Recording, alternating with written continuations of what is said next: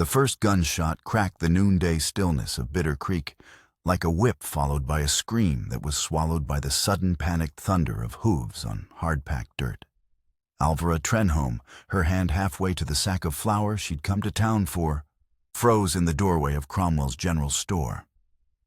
Dust boiled up from the street, a roiling brown cloud, kicked up by scattering townsfolk and spooked horses.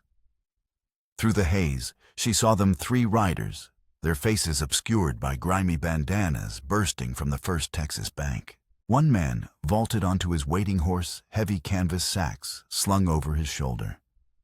Another fired his revolver into the sky, a wild, triumphant whoop echoing down the street.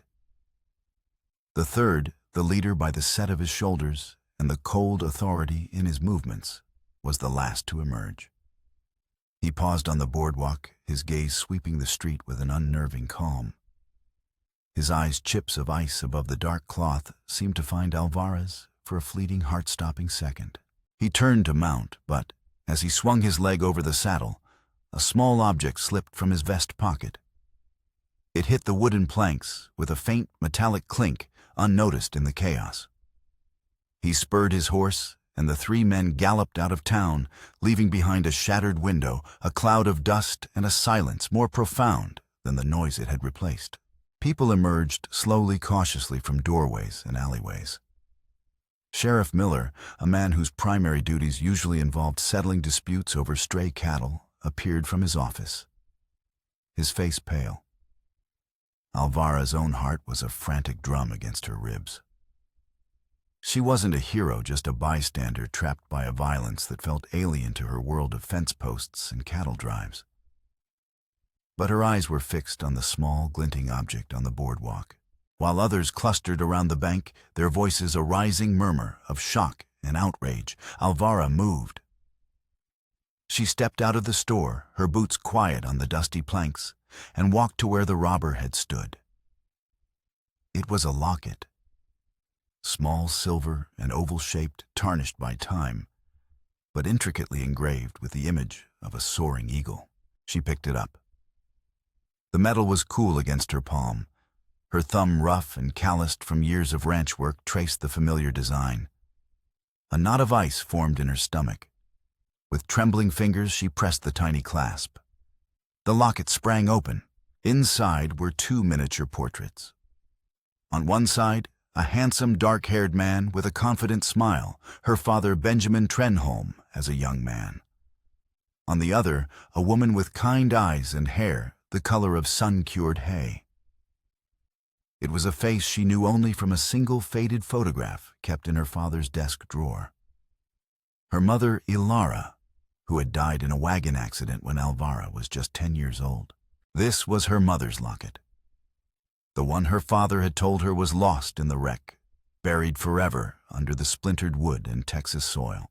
A wave of dizziness washed over her, the scorched earth of the street seeming to shimmer like a phantom river. The voices of the townspeople faded to a distant buzz.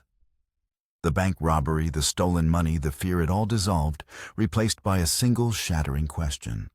Why did the man who just robbed the Bitter Creek Bank have her dead mother's locket? The ride back to the Trenholm spread was a blur of sun-bleached plains and stunted mesquite trees. The silver locket felt heavy in her pocket, a cold weight of unanswered questions. The land stretched out around her, a harsh and beautiful emptiness that had been her entire world. Her father had carved this ranch from nothing, his sweat and determination watering the very ground she rode over. The Trenholm spread was her inheritance, her sanctuary, her prison. It was the only tangible connection she had left to the man who had raised her and the mother she barely remembered. But now that connection felt tainted, fragile. The ranch house sat in a hollow between 2 low mesas, its weathered gray boards a testament to decades of Texas wind. Smoke curled from the chimney, a familiar sign that Golden Crozier, her father's old partner, and the only other soul on the ranch, was tending to supper. Alvara unsaddled her mare Buttercup, her movements automatic. She felt a hollowness inside her that had nothing to do with hunger. Trouble in town. Golden's voice, raspy as old leather, came from the barn door. He was past 60 with silver whiskers and eyes that missed nothing. He'd stayed on after her father died 3 winters back, a silent, steady presence in her solitary life. Bank was robbed, she said, her voice flat.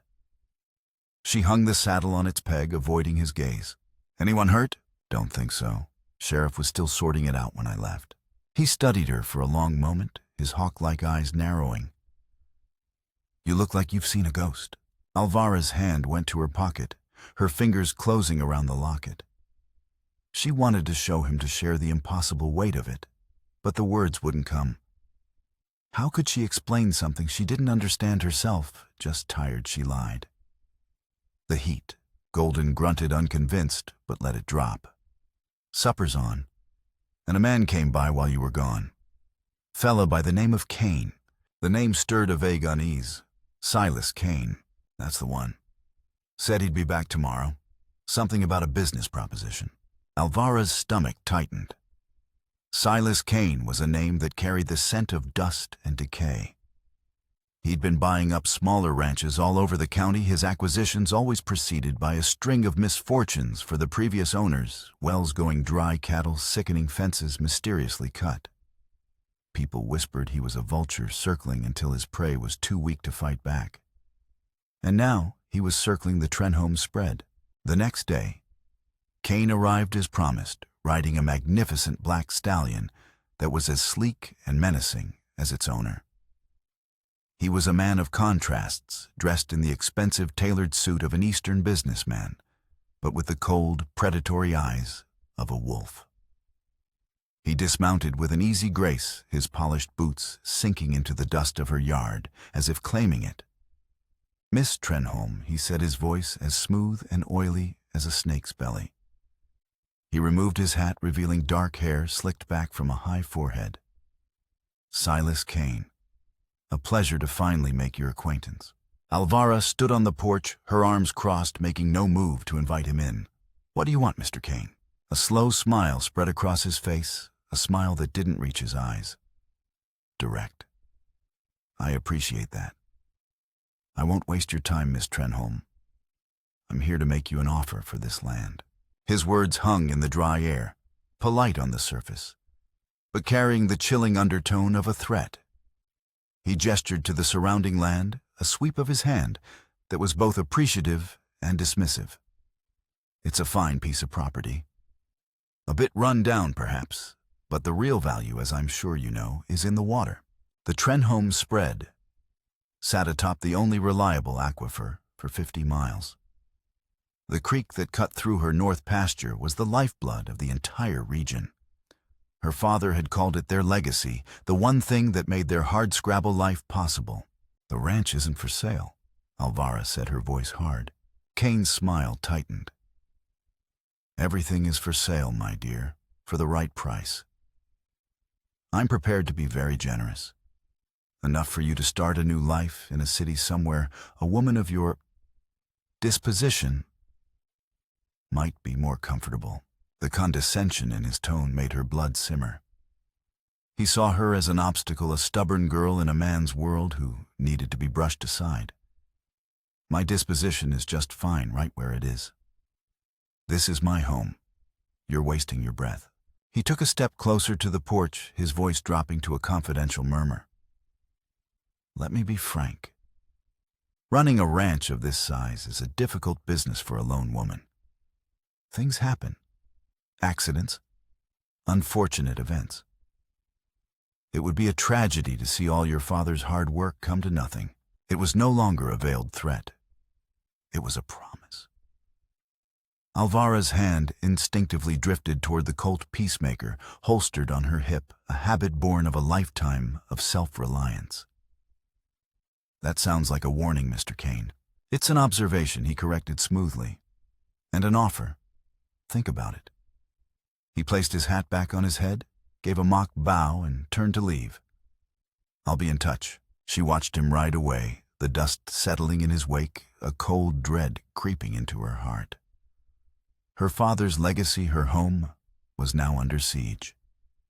And as if that wasn't enough, she still had the ghost of her mother's past rattling in her pocket.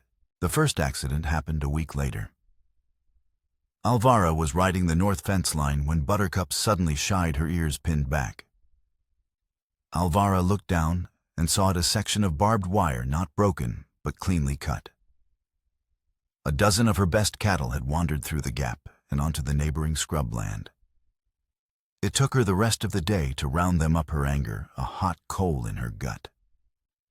As she was wrestling the last of the wire back into place, the rusted metal snapped, lashing back and slicing a deep gash across her forearm. The wound was ugly, bleeding sluggishly, and by the time she got back to the ranch house, it was throbbing in time with her pulse. "That needs a doctor's hand." Golden set his face grim as he inspected the arm. "That wire is ripe with rust." "I can handle it," Alvara insisted, grabbing a bottle of whiskey and a clean rag. "No, you can't," he countered, his voice firm. "You'll get blood poisoning, and then where will this ranch be? You're going to Bitter Creek. Now." The thought of going back to town, of facing anyone, felt unbearable. But the relentless throb in her arm and the dark look in Golden's eyes left her no choice. She rode to Bitter Creek with her arm wrapped in a makeshift bandage, the pain a sharp counterpoint to the turmoil in her mind. The sign above the door read, "Jarth Coburn, M.D." The new doctor. She'd heard folks talking about him, an educated man from the East who had inexplicably set up a practice in their dusty corner of Texas. She steeled herself and pushed the door open. The man who rose to greet her was not what she expected. He was tall, with broad shoulders that strained the fabric of his clean white shirt and dark hair that fell across his forehead in a way that seemed both careless and deliberate. His eyes were a startlingly intelligent brown, and they held a look of professional calm that did little to soothe her frayed nerves. "Can I help you?" he asked, his voice low and steady. Alvara gestured numbly to her arm. "Had a run-in with some barbed wire." He led her to an examination chair, his touch surprisingly gentle as he unwrapped the blood-soaked rag. He cleaned the wound with an efficiency that was both impressive and unsettling. As he worked, he began to ask questions, his tone professional yet probing. "Nasty cut. How did it happen?" "Fence was cut. Wire snapped while I was fixing it." His hands paused for a fraction of a second. "The wire was cut?" he asked, his gaze lifting to meet hers. "Not broken from weather or a stampede." "Cut clean through," she said, her voice tight. "Someone wanted my cattle to wander." Dr. Coburn looked back at her arm, dabbing it with a foul-smelling antiseptic. "I hear you've had a visitor lately." "Silas Kane." Alvara stiffened. "Word travels fast in this town." "It does," he agreed. He began stitching the wound with neat, precise movements. Kane has a reputation for being persuasive, especially when it comes to acquiring land with valuable water rights. His knowledge of her situation of the water rights struck her as odd. Why would a doctor be so interested in a land dispute? "What's it to you?" she asked, the question sharper than she intended. He didn't seem offended. He tied off the final stitch and began bandaging her arm. "Just making an observation. A woman running a ranch alone, a man like Kane breathing down her neck. It's a precarious position." He met her eyes again, and his gaze was steady, almost calculating. "You should be careful, Miss Trenholm." There was something in his tone, a current of meaning beneath the surface that put her on edge. He was a stranger, an outsider. Yet he seemed to know all about her troubles.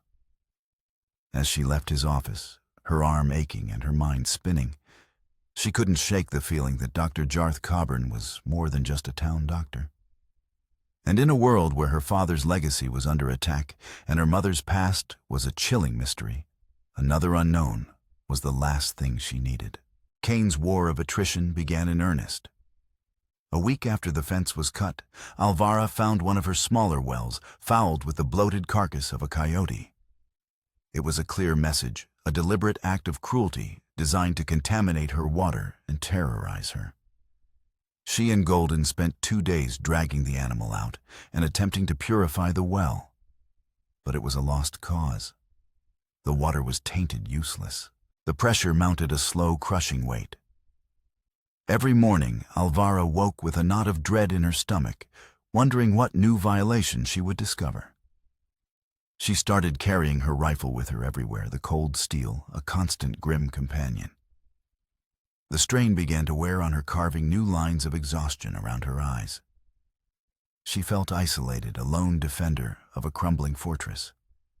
Haunted by the locket, she knew she could no longer ignore the questions it raised. One afternoon, she rode into town, not for supplies, but for answers. Her destination was the small, cluttered home of Elias Vance, the town's previous sheriff, now retired, and living out his days in a haze of cheap whiskey and fading memories. She found him on his porch, rocking slowly, a half-empty bottle at his side. He blinked at her, his eyes struggling to focus. "Alvara Benjamin Trenholm's girl, you've grown." "Sheriff Vance," she began, pulling the locket from her pocket. "I need to ask you about my mother's death." His expression clouded. "The accident that was a long time ago, girl. A tragedy." "I was told everything was lost in the wreck," she said, opening the locket to show him the portraits. "This was found recently. I need you to tell me exactly what you remember." Vance stared at the locket, his rheumy eyes widening. He took a long swallow from his bottle, his hand shaking slightly. "A wagon overturned in Reaper's Canyon." He recited the words, sounding like a well-worn script. "Terrible storm that night. Your father was thrown clear.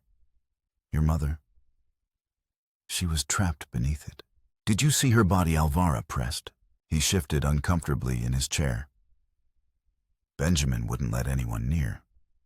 Said he wanted to be the one to prepare her. He was broken with grief, you see. We all respected his wishes. He buried her himself up on the ridge overlooking the ranch. A cold finger of doubt traced its way down Alvara's spine. A private burial? No one else seeing the body. It was strange, even for a grieving husband.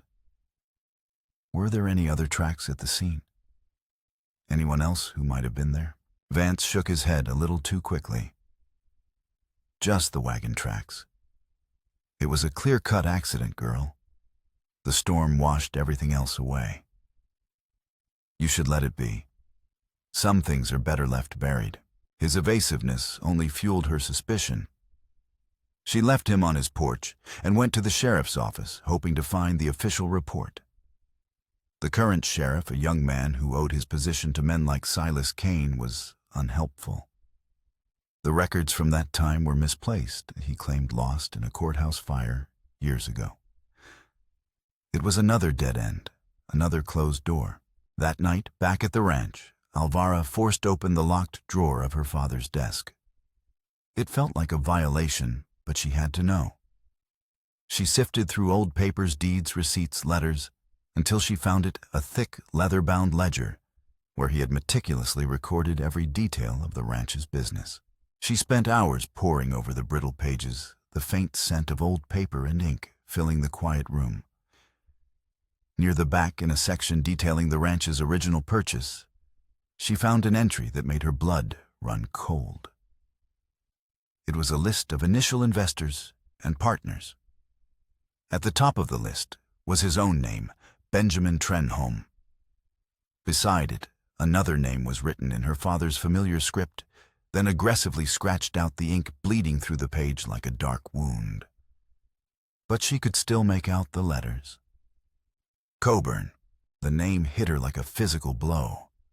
Coburn, the same as the town doctor. It couldn't be a coincidence. Her investigation had stalled, but her problems with Silas Kane had not. He escalated his campaign, stampeding a portion of her herd one moonless night. The cattle crashed through fences, scattering for miles. It was during the frantic 2-day roundup that Alvara took a bad fall. Buttercup stepped in a prairie dog hole, sending Alvara flying. She landed hard, her shoulder, taking the brunt of the impact.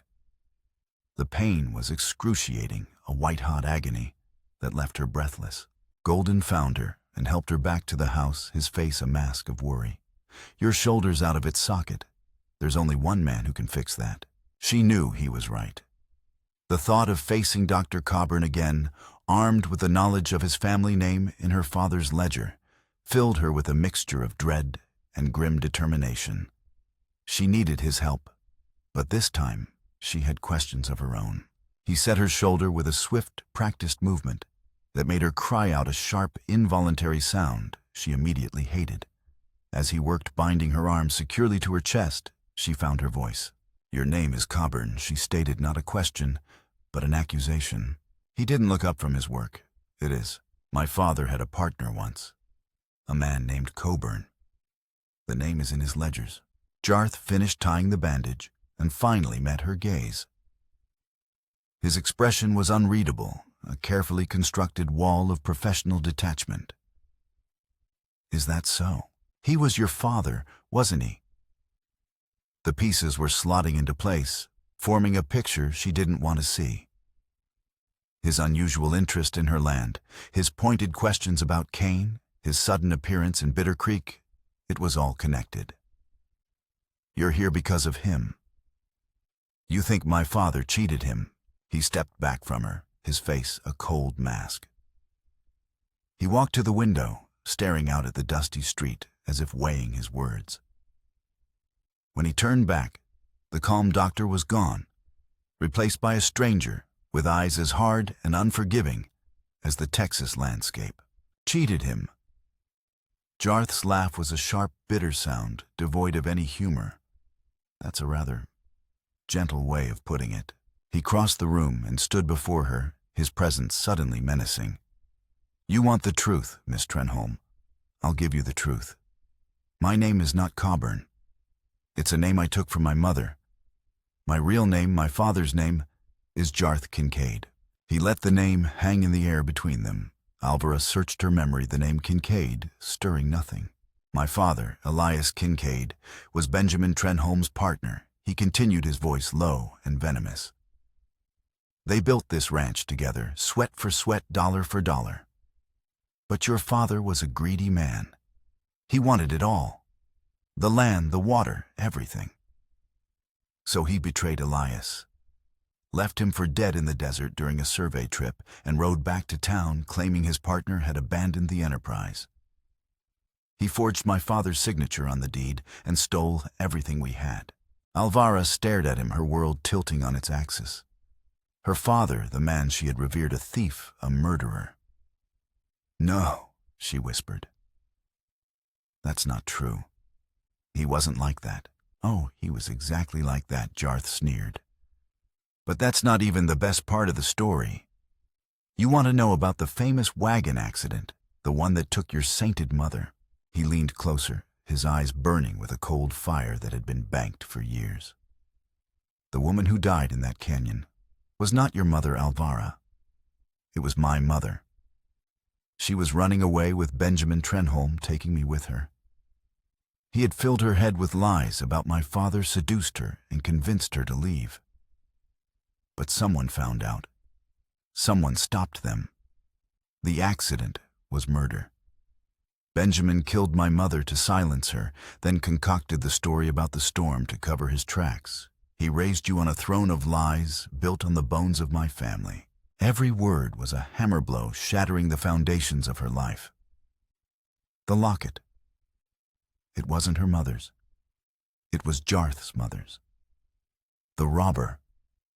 Who was the robber? I have spent my entire life waiting for this, Jarth," said, his voice dropping to a near whisper, vibrating with decades of hatred. "I didn't come here for the land. I came here for revenge. A cold, calculated revenge against the Trenholm name. Silas Kane, he's my pawn. I've been financing his operations, directing him to squeeze you, to weaken you, to make you desperate. My plan was to watch you lose everything your father stole, to see you broken and alone. And then, only then, would I step in and take back what is rightfully mine." The room spun.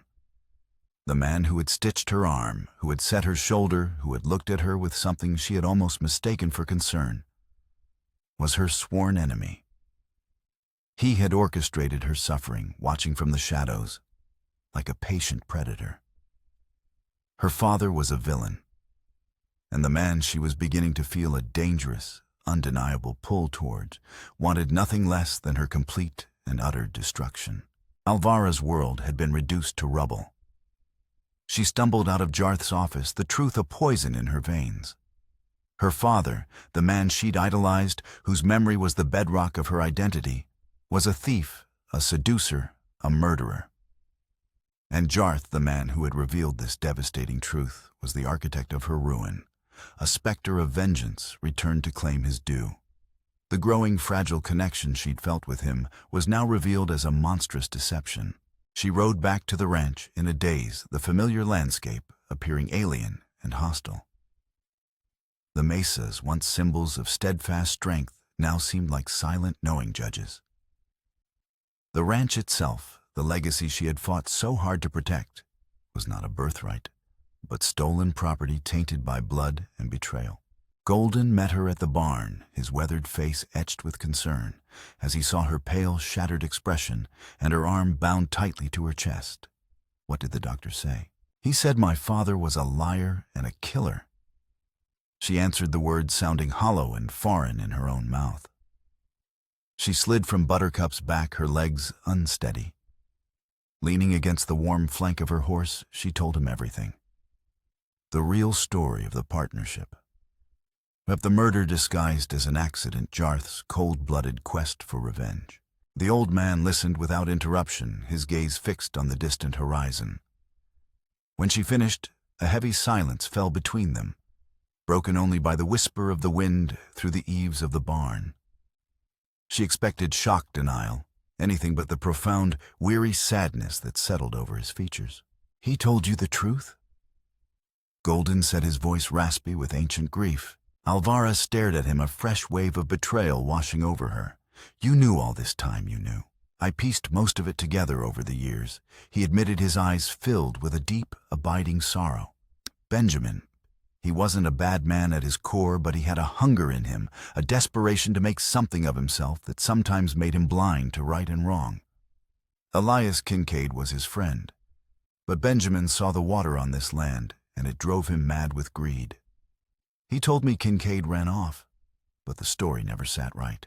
And my mother, Alvara's voice was barely a whisper. My real mother, Elara Golden said softly. She couldn't live with what he'd become.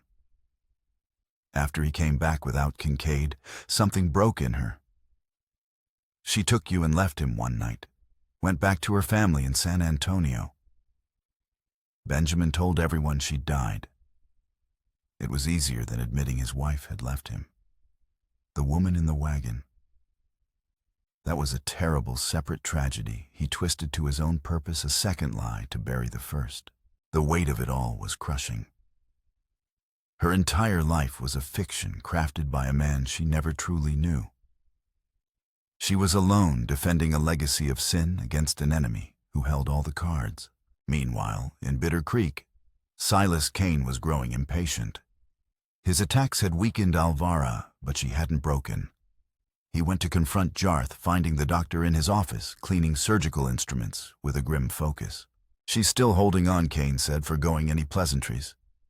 Your plan is taking too long. I want that land. Jarth looked up, his eyes cold. You'll get what you're owed when I say so. I am paying you to apply pressure, not to think.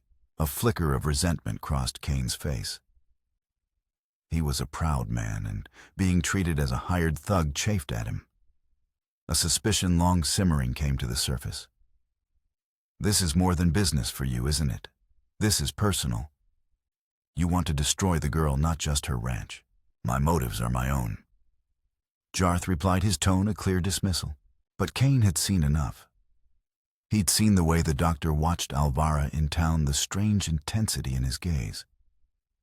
He'd heard the whispers about Jarth tending to her injuries himself. He realized with a sudden chilling clarity that he was nothing but a tool in a much more complex game. He was being used, and Silas Kane was no man's pawn. I'm done with your games, Dr. Kane snarled. The deal is off. I'm taking that ranch for myself, and I'll handle the Trenholm girl in my own way. Stay out of it. With that, Kane stormed out, leaving Jarth alone with the unsettling realization that his carefully controlled plan was unraveling. He had unleashed a monster he could no longer command. Cain, driven by pure greed and wounded pride, was now an unhinged third party, a force of chaos aimed directly at Alvara. The sky, as if mirroring the turmoil on the ground, began to change. The clear blue faded to a sickly yellow-gray. The wind picked up, howling through the canyons, carrying with it the taste of grit and the promise of violence. A dust storm, one of the great earth-swallowing monsters of the plains, was descending upon them. Under the cover of the swirling ochre chaos, Cain made his move. He gathered his men, a half-dozen hard cases who worked for coin and cared little for the law, and rode for the Trenholm spread. The wind tore at them, stinging their faces with sand, but the storm provided the perfect cover for their assault. At the ranch, Alvara and Golden were battening down the hatches, securing the barn doors, and shuttering the windows against the coming storm. The world outside was dissolving into a nightmare of wind and sand. Visibility dropped to mere feet. It was in this maelstrom that Alvara saw them, dark shapes on horseback, emerging from the dust like demons. "It's Cain," she yelled to Golden over the roar of the wind. "Get inside." They scrambled into the ranch house, barring the heavy oak door, just as the first riders reached the yard. A gunshot splintered the wood near Alvara's head. She grabbed her Winchester from its rack above the fireplace, her hands steady, despite the frantic pounding of her heart. This was it, the final siege. She would not run. This tainted ground was still her home, and she would defend it or die on it. In his office in Bitter Creek, Jarth watched the storm obliterate the town. He felt a profound unease, a gnawing conflict that tore at his soul. His lifelong quest for vengeance had led to this. He had pictured Alvara's defeat 1,000 times, a quiet, soul-crushing surrender. Not this. Not a bloodbath at the hands of a madman he himself had set loose. He thought of her defiant eyes, her stubborn pride, the unexpected strength that had challenged his hatred at every turn. His revenge, now that it was at hand, felt hollow, sour. The face of his mother, sad and betrayed, rose in his mind, but it was Alvara's face that haunted him. With a curse, he grabbed his medical bag and his own pistol. His quest for vengeance and his feelings for the woman he was supposed to hate had come to a violent, inescapable crossroads. He saddled his horse and rode into the teeth of the storm, not knowing if he was riding to save her or to witness the final bitter fruit of his hatred. The ranch house became a fortress under siege. The howling wind was a constant scream, punctuated by the crack of rifle fire and the thud of bullets burying themselves in the thick wooden walls. Inside, the air was thick with tension and the smell of gunpowder. Dust seeped through every crack, coating their faces and stinging their eyes. "They're trying the back," Golden yelled, moving to cover the kitchen window. Alvara knelt by a front window, peering through a crack in the shutters. She could see 2 of Cain's men using a heavy log as a battering ram against the front door. The wood groaned, threatening to splinter. She took careful aim with her Winchester, the rifle steady against her shoulder. She squeezed the trigger. One of the men cried out and fell back, clutching his leg. The other dropped the log and scrambled for cover. "That's one down," she said, her voice grim. She was a rancher, not a killer, but Cain had left her no choice. This was survival. Suddenly, a new sound joined the cacophony, more gunshots, but from a different direction, from behind Cain's men. Through the swirling dust, Alvara saw a lone rider, a figure of impossible courage, charging into the fray. He fired from the saddle with deadly accuracy, his presence throwing Cain's men into confusion. It was Jarth. He dismounted near the barn, using a water trough for cover, his pistol bucking in his hand. Cain, enraged by this betrayal, bellowed an order. 2 of his men broke off from their assault on the house and turned their attention to the doctor. Alvara's heart seized. He was hopelessly outnumbered. Torn between his lifelong plan for revenge and the woman who had become its unwilling center, he had made a choice. He had come back. "I have to help him," she yelled to Golden. "You open that door, and we're both dead," the old man shouted back. But Alvara saw Jarth go down his leg, buckling as a bullet found its mark. He dragged himself behind the trough, returning fire, but he was trapped. In that moment, nothing else mattered. Not the lies, not the betrayal, not the revenge. He had come back for her. She ran to the back of the house, to the small root cellar door that opened to the outside. "Cover the front," she ordered Golden. Ignoring his protest, she unbarred the heavy cellar door and slipped out into the raging storm. The wind nearly knocked her off her feet. She kept low, using the storm's chaos as cover, circling around the side of the house. She could see 2 of Kane's men advancing on Jarth's position. She raised her Winchester, the wind tearing at her, making a steady aim impossible. She took a breath, held it, and fired. The first man spun around and fell. The second turned his rifle, swinging toward her. Before he could fire, a shot from Jarth's pistol struck him in the chest. Jarth looked up and saw her, his face a mixture of shock and relief. She ran to him, grabbing his arm and helping him to his feet. "Can you walk?" "I think so," he gritted out, his face pale with pain. Together they limped toward the relative safety of the barn. Just as they reached the door, Silas Kane himself appeared from the swirling dust, his face contorted in a mask of fury. He raised his revolver, aiming it directly at Alvara. "This land is mine," he screamed over the wind. Before he could fire, the barn door creaked open behind him. Golden stood there, a double-barreled shotgun in his hands. He had seen Alvara leave and had circled around through a connecting shed. "Get off this land," Golden said, his voice a low, deadly growl. Kane laughed, a wild, unhinged sound. He swung his pistol toward the old man, but he underestimated Golden's speed. The shotgun roared, the sound deafening even over the storm. The blast caught Kane square in the chest, lifting him off his feet and throwing him backward into the dust. The remaining henchmen, seeing their leader fall, lost their nerve. They scrambled for their horses and vanished back into the storm from which they had come. For a moment, there was only the sound of the wind. The battle was over. Alvara helped Jarth into the barn, lowering him gently onto a pile of clean straw. Golden followed, barring the heavy door behind them.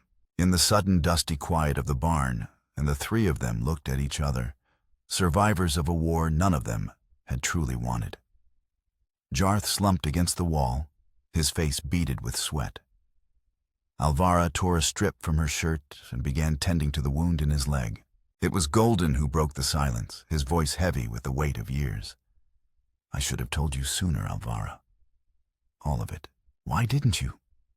She asked, her voice raw. "Why did you stay knowing what my father did?" "Because Benjamin asked me to." Golden said, his eyes distant.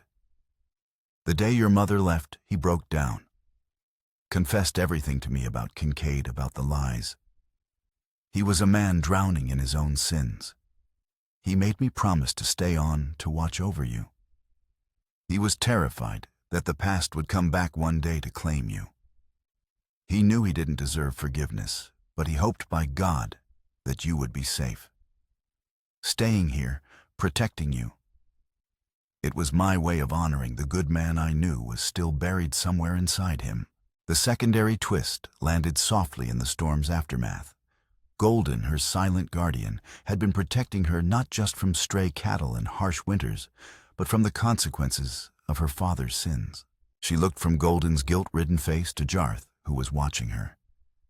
His own expression, a complex tapestry of pain, regret, and something else she couldn't yet name. The storm raged outside, but inside the barn, a fragile, uncertain calm had begun to settle. The violence was over. The emotional wreckage, however, was just beginning to be surveyed. The dust storm blew itself out by morning, leaving behind a world scrubbed clean and unnervingly quiet. The rising sun cast long shadows across the yard, illuminating the grim aftermath of the battle. The body of Silas Kane, half buried in a drift of fine red dust, and the lingering scent of gunpowder on the calm air. Inside the barn, Alvara finished bandaging Jarth's leg. The bullet had gone clean through, and with his guidance, she had cleaned and dressed the wound as best she could. The silence between them was heavy, filled with the ghosts of their fathers and the ruin of Jarth's lifelong quest. "Why did you come back?" Alvara asked, her voice low. Jarth looked at his hands, then met her gaze. His eyes stripped of their anger and cold calculation were filled with a raw, weary honesty. "Because my plan for revenge." It felt hollow. It was a story I'd told myself for so long I forgot it was just that, a story. It was about a legacy, a name, an idea of justice. But then I met you. You weren't an idea. You were real. You were stubborn and proud and stronger than anyone I'd ever known. You were defending a home you believed was honorably earned. He paused, his voice thick with emotion. "When I realized Cain would kill you to get it, the story didn't matter anymore. Vengeance against a dead man felt pointless if it meant letting the living woman he'd hurt be destroyed. I couldn't let that happen." His confession laid bare the truth of his heart, a truth even he hadn't understood, until faced with losing her. Alvara looked at this man, her sworn enemy, who had risked his life to save hers. She thought of her father, a man of profound flaws, who had in the end tried to protect her. The world was not black and white. It was 1,000 shades of gray. The clean lines of rage and righteousness had blurred into a complicated, painful mess of human failing and unexpected grace. "My father's legacy is a lie." She said the words tasting like ash. "This ranch, this land, it belongs to you. It was stolen from your family." "It's not that simple," Jarth said. "My father is gone. My mother is gone. Taking this land now won't bring them back. It just continues the cycle." He was right. Vengeance would only perpetuate the sins of the past. Justice, she realized, was not about punishment. It was about restoration. Leaving Jarth to rest, she went into the house. She found Golden in the kitchen, a pot of coffee brewing on the stove, the familiar aroma a small comfort in the disorienting new reality. He looked as if he had aged 10 years overnight. "I'm sorry, Alvara," he said, his voice rough. "I should have told you." "You were keeping a promise," she said, placing a hand on his shoulder. "You were protecting me. That's all that matters now." She went to her father's desk, the one she had broken into just days before. From the drawer, she pulled out the original deed to the ranch. With a pen and fresh ink, she sat at the table and began to write. Her hand, usually so steady with a rope or a rifle, trembled slightly as she drew up a new deed, a legal document that would undo the crime committed decades ago. She divided the Trenholm spread down the middle, assigning half of the land, and crucially half of the invaluable water rights, to Jarth Kincaid. When she was finished, she took the document out to the barn. She handed it to Jarth, who read it with a look of stunned disbelief. "What is this?" he asked. "It's justice," she replied. "It's what should have happened 30 years ago. The Kincaid name is restored to this land. The debt is paid." He looked from the paper to her face, his eyes searching hers.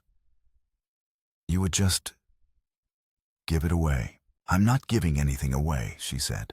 "I'm making things right. We can't change what our fathers did, but we don't have to be defined by it. We can build something new, together as partners, the way they should have been."